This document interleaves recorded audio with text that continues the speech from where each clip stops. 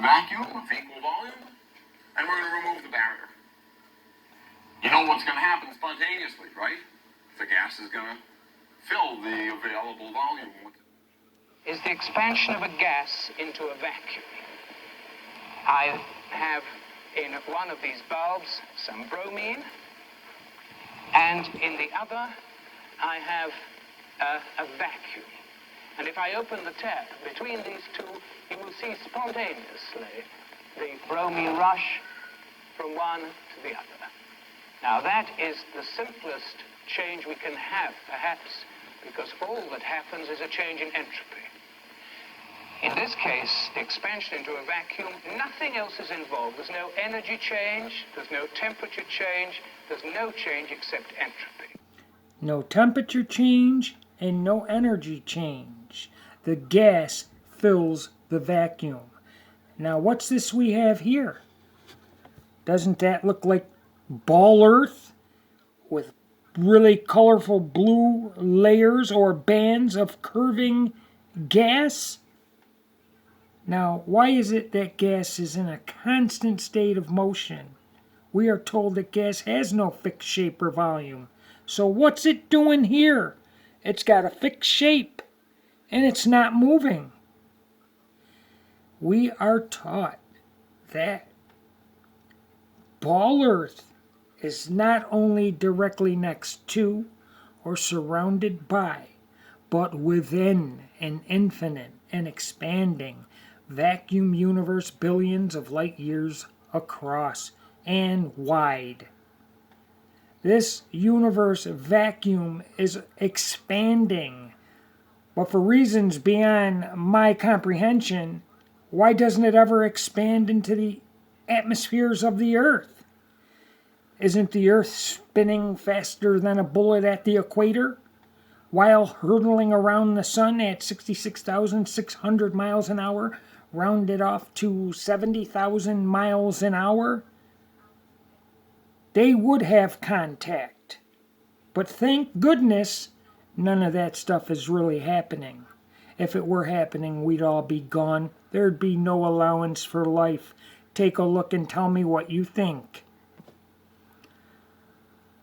What do you think? Do you think the Earth is having some contact with that vacuum it's hurtling through? Let's take a look again. What do you think?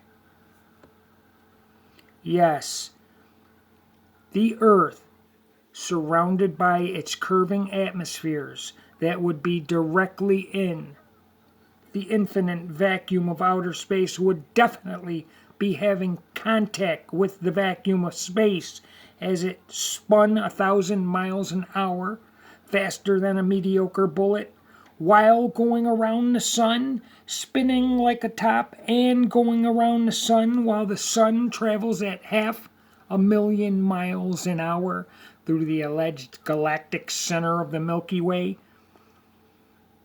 This is illogical. Your model is finished. It's over. You can pretend like it isn't, but it is. When you employ logic, you understand that the laws of physics, the laws of thermodynamics, entropy, prove the expansion of gas into a vacuum like this. And we're going to remove the barrier. You know what's going to happen spontaneously, right? The gas is going to fill the available volume with no change in temperature or energy. Gas is always in a constant state of motion. That's why you need a container to confine that gas to the scale, the area of the scale where you wish to ascertain the weight of that gas. If gas exhibited weight all the time, you wouldn't need a container. Now would you? No, you wouldn't. You have to confine the gas in a container. The physical walls of that container keep that gas from expanding from here to there and away from you. It keeps it in the container that you place on the scale. That's why you need a physical container, and that's why a scale will not register or detect any weight of any gas or air with a scale outside in the open. And you know it, because gas travels in all directions. It does not exhibit weight unless you make it exhibit weight by putting it in a physical container. Now, listen to this. Expansion of a gas into a vacuum. I have in one of these bulbs some bromine, and in the other I have a vacuum. A vacuum. And if I open the tap between these two, you will see spontaneously Instantaneously. the bromine rush from one to the other. Ah, Now that is the simplest change we can have, perhaps, because all that happens is a change in entropy. In this case, the expansion into a vacuum, nothing else is involved. There's no energy change, there's no temperature change, there's no change except entropy. No energy change, no temperature change, just entropy, the expansion of a gas. No need for energy to push that gas into a vacuum. Go learn your model. You don't know the laws of physics or the laws of thermodynamics, entropy, the expansion of a gas behavior. Gas has no fixed shape or volume. Your model is debunked. Now these funny fraudsters aren't even in the same room. I know it appears like they're in the same room, but this is augmented virtual reality. And as these traders wave goodbye, they will fade out because the virtual reality has failed, the masking has failed, and we get to see it. For those of you with eyes to see it. Bye-bye, you cowards, traitors. You know, one time I was trying to think of how these people look in the mirror when they're at their house or wherever they are, wherever they live. And the only thing I could think of was that these people are told it is their patriotic duty to lie, because they can't show the real ISS. They can't reveal the true technology or the true whereabouts trajectory of this space contraption. So we have to fake it to project superior technology. That's the only thing I could think of that they would tell these traitors, scumbags, liars, fraudsters, and that they would do it. That they actually believe that there's an ISS space contraption whizzing around the Earth, falling around the Earth, and that they have to fake it. Because they are faking it. They're busted here. Just like this other idiot who fakes like he's floating around the corner and disappears. Look! Look, he disappeared. He's fading out. They don't expect you to catch that because you're too busy being entertained by these liars. It's right there. Let's hit J and back up 10 seconds, shall we? Okay, let's let it play and let's take a look. This guy, this degenerate fake ball Earths change every year. Look, fading out. And look at this guy. He disappears as he goes around the corner. How are you going to explain that? Huh? Global heretic? Detractor? What are you going to say? All you can do is swear and use profanity and call people stupid because you're dumb. What are you doing, dummy? Huh, dummy? Don't you have any rebuttal of any sort? You're going to prove that gas has weight by using a container, are you? Well, that's the whole argument, moron. I'm sorry for calling you a moron, but I would appreciate it if you would stop acting like one. You can't prove gas pressure does not require a container by then turning around and using a container to show gas pressure. That is illogical. Does a flat earth individual have to tell you that? My. Now hopefully, 1 second.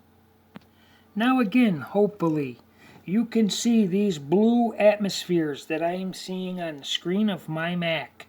These are what they are saying are curving, bending layers of gas that don't expand no more, that do have a fixed shape,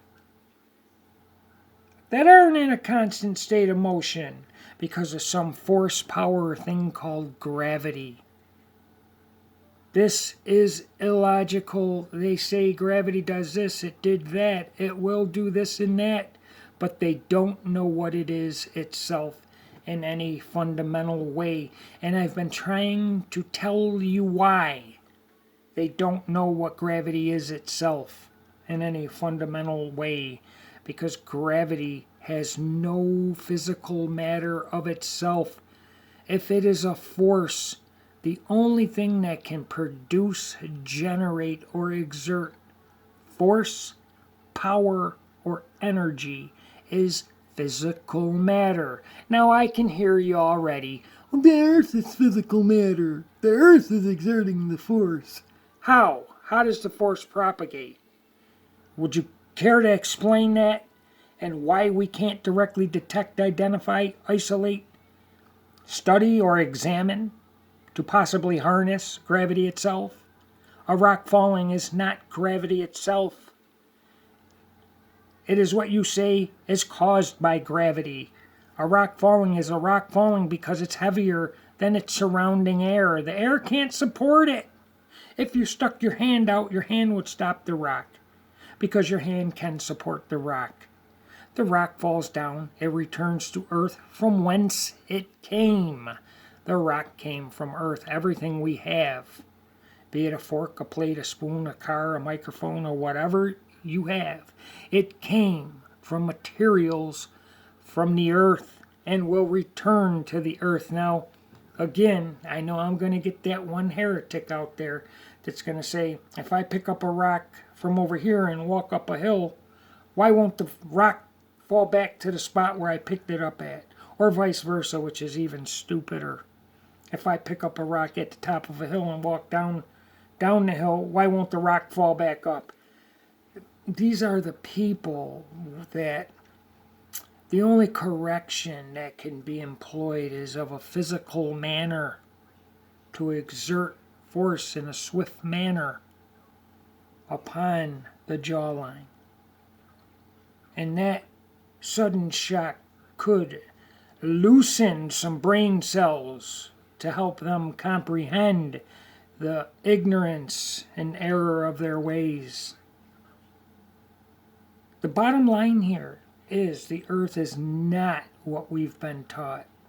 It violates physical laws that we can demonstrate. The globe earth relies on theoretical physics that we cannot demonstrate, that they will turn around and say, well, you would have to be in the outer space to do it. That's why they invented outer space. There is an outer space, there is an area, a region beyond the skies of the earth, and it is water. We cannot get to this region because there is a barrier, a physical barrier that allows for gas pressure called the firmament, all described and provided for us in the Bible. The Bible says the earth is on pillars. Isn't it funny? Is it a coincidence that any engineer or carpenter will tell you that a building or a string of buildings, an entire cityscape, requires foundations that are level, that are stationary? Any building, any skyscraper, if you build 100 skyscrapers, they all have to be on a level foundation. Isn't it funny that the Bible says that too? And that we cannot have gas pressure without a physical container, physical walls for the molecules of gas to be stopped, to push and press against to produce pressure. What else can I say?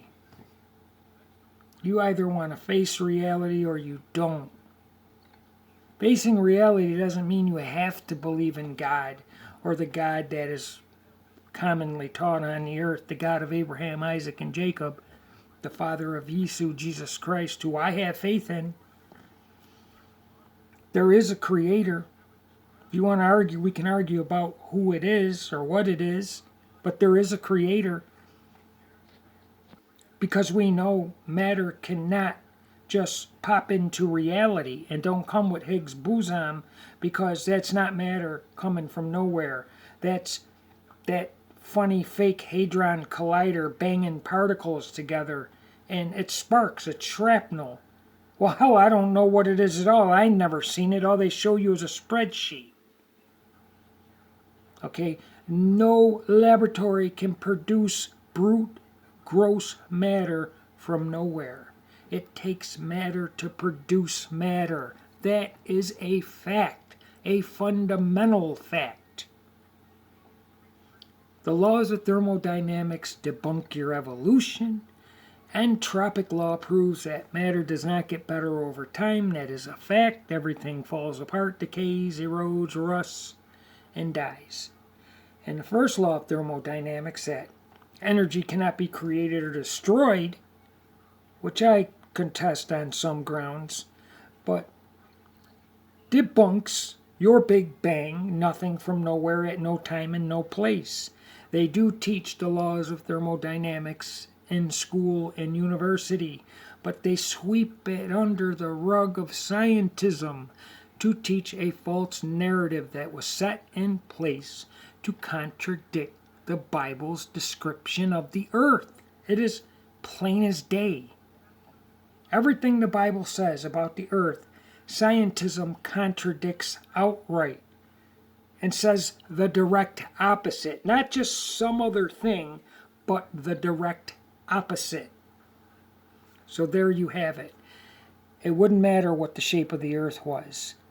Whatever shape the earth was, if it had gas, it could not be anywhere near an infinite vacuum universe.